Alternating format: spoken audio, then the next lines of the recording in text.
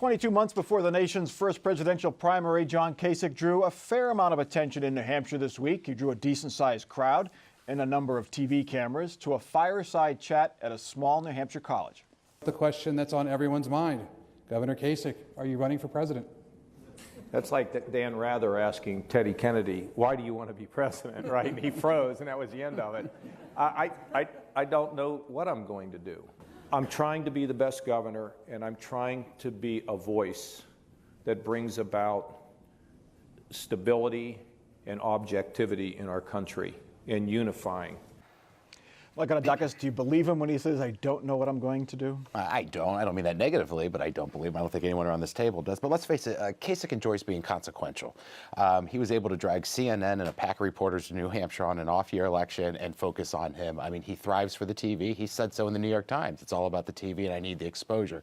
But quick history lesson. Look, Donald Trump won New Hampshire by 20 points. A recent University of New Hampshire poll that came out, credible poll, has Trump with 60% vote in 2020. So the deck's going to be stacked against governor if he chooses that path to run in 2020. But, you know, he's out there. I've always said, I've said on your show before that, you know, I would respectfully ask the governor to come back to Ohio. He's a great CEO. He's a great governor, and we need him here to tackle some issues.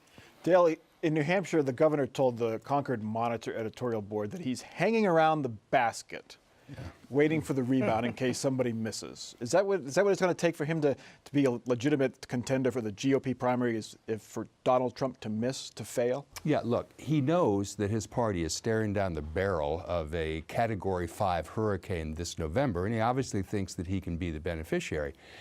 I would say, interestingly enough, there have been 3 polls in the last week that indicate he might be right. There are 2 national polls. One was Gallup, the other was Pew, that showed while Trump has 80% of the Republican base, the percentage of people identifying as Republicans has shrunk by 2 points by 2 to 3 points since 2016. The number of people identifying as Democrats has increased by 2 points, like a 5-point shift.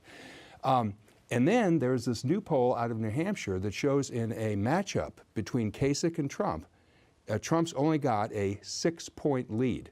Now, I'm not going to make a lot out of one poll, but the point is Trump's stranglehold on the base may not be as much as anybody thinks, and if the party gets shellacked this fall, and if Trump is badly damaged by the Mueller investigation, someone like John Kasich could start looking pretty good. Jackie, the reporters in New Hampshire got a kick out of his quoting philosophers, the governor's quoting philosophers, which we saw at the State of the State address, and his cerebral tone.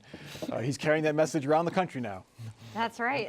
It seems, you know, there is definitely a difference between how Ohio reporters are viewing the governor's travels and bipartisan escapades in the national media. And it has been interesting as an Ohio reporter to kind of watch the attention that he's getting on the national stage. But I think it's important that, you know, we're looking at polls here in early, you know, April 2018. There's a lot of time between 2020. There's a lot of variables. You know, Dale named 2 of them, but who knows what could happen to Donald Trump, what could happen to the Democratic Party. I think within the past week, Kasich has at least ruled out an independent bid. That seems to be kind of a you know, leap off a cliff into a deep ocean, if you will. But definitely that path, it's a very, very narrow path dependent on way too many outside factors to say at this point. So many outside factors, a narrow path. What Mike said about Donald Trump winning by 20 points, that was with a lot of other people in the field. So I think that one of the big indicators, like Jackie's talking about, is are there going to be a lot of challengers in that Republican field? If it is just John Kasich and Donald Trump going after the Republican nomination, could that be a big battle brewing between in a one-on-one battle? Jeff Flake, Mike, is the other name. He's actually visited New Hampshire, the Arizona senator, outgoing critic of Trump. He's barely showing up in New Hampshire polls, but he's only spent a few times there. Yeah, he's out there, and you know, and there may be a primary in 2020 and the Republican side, but at the end of the day, it costs a lot of money to run. And where is John Kasich, Jeff Flake, or anyone else that is going to challenge the President of the United States going to find money to run a credible campaign? It's not going to be there. Dale, what about this unifier message? I mean, here's an anecdote. John Kasich was at the Wait, Wait, Don't Tell Me event this week in Columbus. You know, primarily a left-leaning audience, I would say, but he got a warm reception. Is there some credibility to that unifier message? Yeah, sure. Look, I mean, timing is everything in politics, actually in life, but especially in politics. Last time around, Kasich was running as the voice of experience and the voice of moderation in a year when the Republican base wasn't interested in either of those. By 2020, it could be a very different story, again, depending on, as Jackie says, all the things that happen between now and then.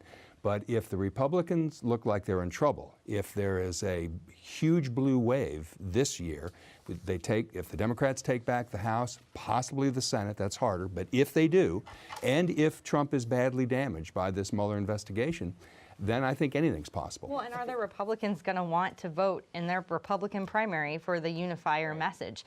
If Donald Trump keeps doing things that the Republican base wants him to do, they've, so far had no problem looking the other way on some of the other more scandalous things to support him.